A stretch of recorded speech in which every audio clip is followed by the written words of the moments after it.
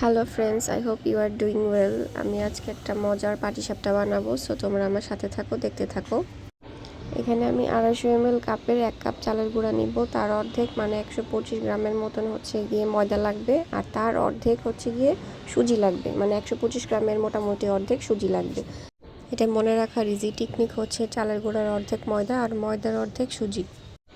চিনিটা যার যার টেস্ট বার অনুযায়ী দিতে হবে। আমি হচ্ছে এখানে হাফ কাপের একটু বেশি চিনি দিচ্ছি, আর 1 চিমটি লবণ দিব। এখন ব্যাটারের থিকনেসটা হবে বেশি পাতলাও না ঘনও না, সো ওই বুঝে আস্তে আস্তে আমি দুধটা অ্যাড করব। ভালো করে আস্তে আস্তে অ্যাড করে নিব যাতে ভিতরে কোনো লাম্পস না থাকে।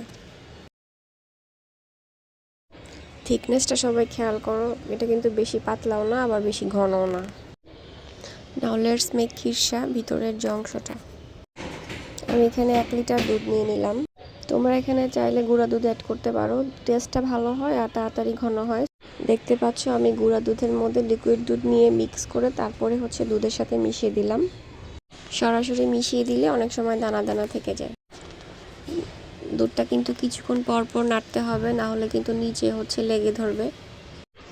দুধটা ঘন হয়ে আসলে আমি গুড় দিয়ে দিব। আমি এখানে আখের গুড়টা ইউজ করতেছি, তোমরা চাইলে এটা চিনি দিয়েও করতে পারো। গুড়ের পরিমাণটা আমি বলছি না, কারণ এটা যার যার টেস্ট বাড অনুযায়ী। 1 চিমটি এলাচির গুঁড়া দিব, এটা কিন্তু অনেকটাই হচ্ছে স্বাদ বাড়ায় দিবে।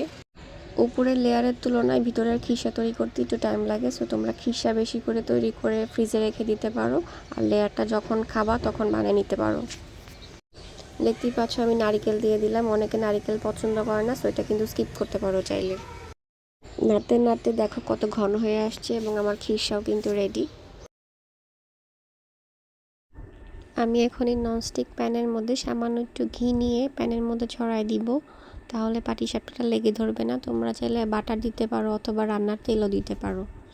চুলার আঁচটা একদম লো ফ্লেমে রাখতে হবে। এখন আমি ব্যাটারটা এরকম একটা হাতা নিয়ে এটা ছড়াই দিব।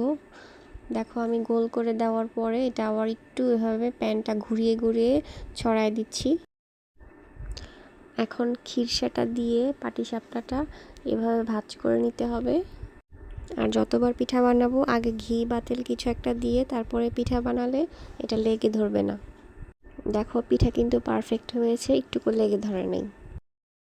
সেম প্রসেসে আমি আরেকটা পিঠা বানিয়ে নিচ্ছি।